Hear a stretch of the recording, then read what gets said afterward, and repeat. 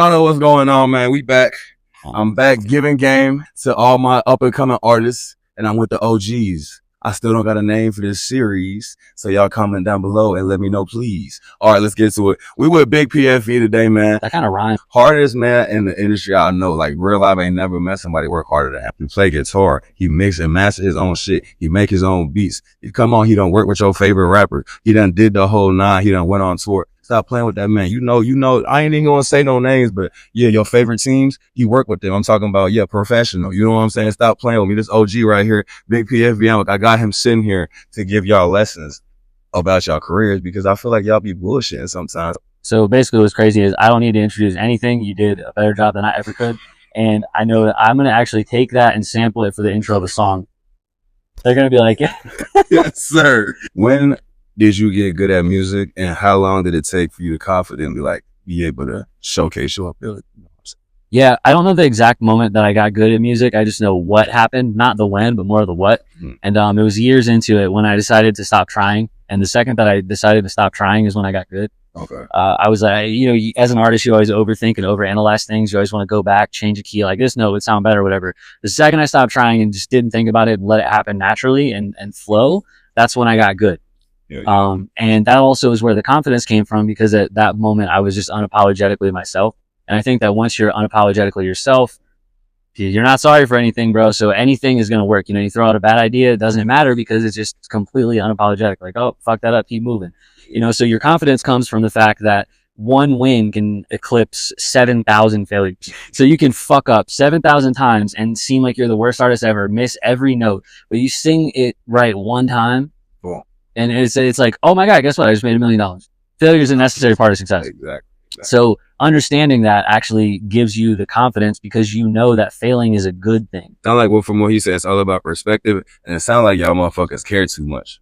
It sounds like he don't care, and that's why he good. Y'all care too much. Y'all trying to be a nice little baby.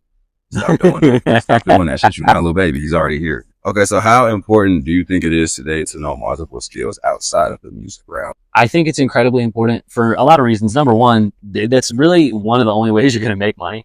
But number two, you're going to get into rooms where it's a lot easier for you to mix and mesh with people. If I get in a room with 5 guitar players and we're all equally good at guitar, but no one knows how to press record, what's going to happen? So then I can go, okay, you're also amazing at guitar.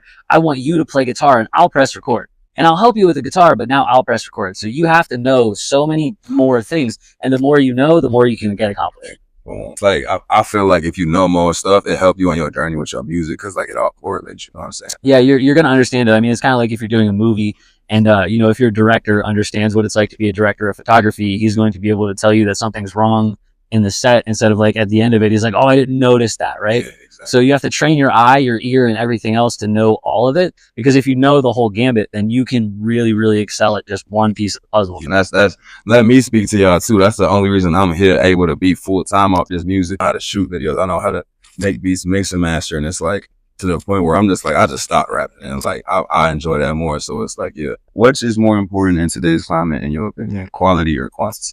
I think they're both equally important, truthfully. It's a tough question, but okay. Quality is important for longevity. Quantity is important for right now. And if you want to capitalize on the right now, you need to do a lot. You need to basically, if you're an artist, you want to have something every week, almost like your radio show. You have to flood the market and oversaturate it because you're dealing with an algorithmic type thing. And a lot of the social sites and stuff, they, even Spotify, they reward consistency. More so than anything, especially real organic consistency. If you're doing AI consistency, they're going to put you down in search results. If you're doing real organic consistency, they're going to put you higher. So your quantity, that's where, quality comes in, because if it's quantity with bullshit content, then it's not going to work for you. But if you combine the two, you're going to get the best case scenario. It is more important to put out quality stuff if you're looking for longevity and you want this for a long time. But if you do have something that's quality, and then you start putting out a lot of stuff to push that main big thing, that's going to be your best case scenario. Quality is probably more important, because a really good song right now, think about songs that were really, really good 20 years ago. They don't have to keep putting that out. It's a timeless record. So if you can make something timeless, then you can use quantity to your advantage when it comes to it's so weird how this works, but I have a song that does really well because it was a good song a long time ago. And now every time I put out a song quantity wise, it might not be as good of a song, but it keeps people in the rotation. Oh, good quality. Yeah. So you have to have both, truth. Y'all better have both. Another thing that you'll notice is that you see a whole bunch of artists pushing out quantity, and algorithmically they start to see love, but they don't have any quality impact. You have all these guys that are getting 100, they care about the numbers. They're getting 100,000 views of a video, but then you look at their Spotify and you go, okay, but your actual product has 2,000 monthly listeners. You're not getting no money. It's not converting. You're not making money from it. Fans aren't really liking it. They're not playing it at their parties. They're looking at it on Instagram, laughing about it. And then your quantity, actually, all it's doing is embarrassing you. So this actually is one of the only times where we're seeing a shift in, you know how they say no press is bad press or no pub is bad pub? I think we're actually seeing the opposite, the inverse of that, because there is bad pub. When I see that you're so shitty for a long time, it may get you like right now, your quantity is like you're right now immediate, but your quality over the course of your career is not going to be there because everyone's going to think you're a joke. Yeah. And then they're also going to see that you did jokey, gimmicky shit to get there. So they're never going to respect you. If you can't build the human trust element, it's never going to work with an audience that will actually pay for something. And, you know, 1 million streams is going to get you $4,000. So like to even make like what a median family in America makes, you got to be doing at least like 1 million to 2 million streams a month, right? The music is not going to be the thing that makes you the actual money.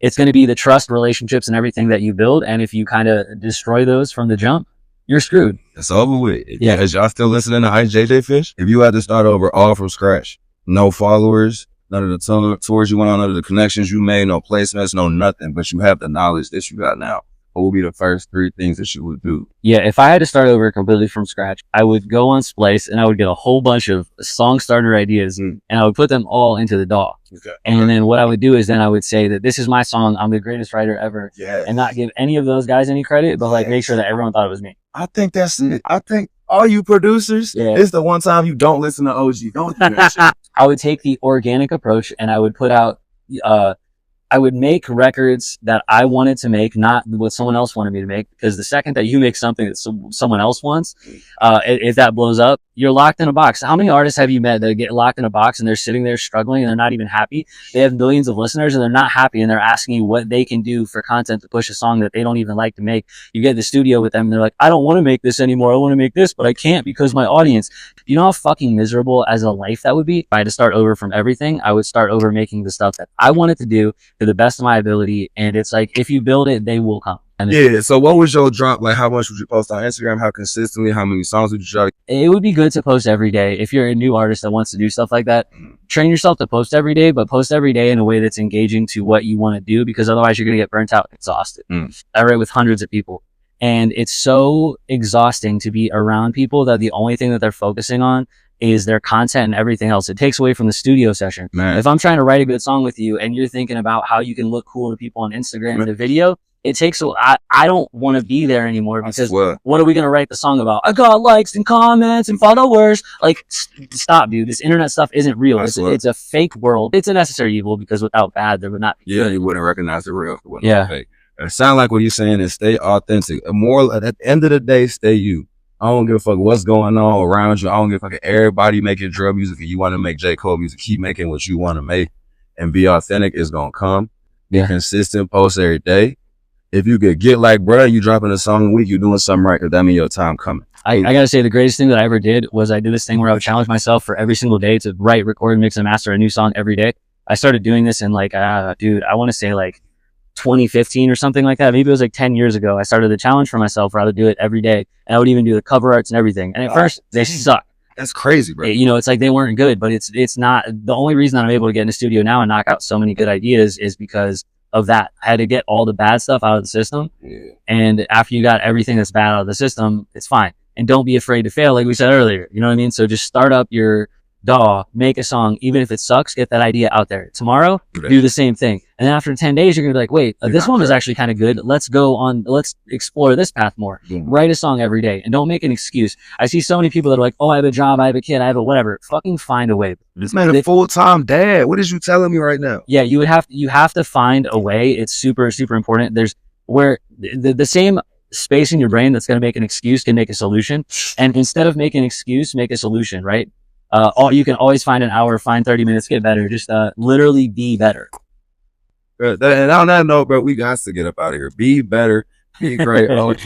Thank you so much. Big PFV shit. Drop your goddamn PFVs in the comment. Go listen to his music. Tell me what your favorite song is. They're with CHIKAH. They're the best. They're the best one you heard, and that's coming from him. Yeah. That's coming from him. So y'all know what's going on. We came in this bitch, made 15 songs in 2 days. That's how we coming, man. And I hope, you know what I'm saying, that you see this is helpful to you and what you got going on. And I hope one day you can be better than us. I hope you grow up and you like, damn, that nigga CHIKAH at PFV inspired me to be the next Zato. You know what's crazy though? So CHIKAH is like multi-talented and good at everything. It's really fun. He's going to probably, you know, plan out to be a musician. Next thing you know, he's going to end up being like mad famous for interviewing people. Yeah, and I see, and if you don't got a motherfucking big homie like PFV, you not doing something right. We out this bitch.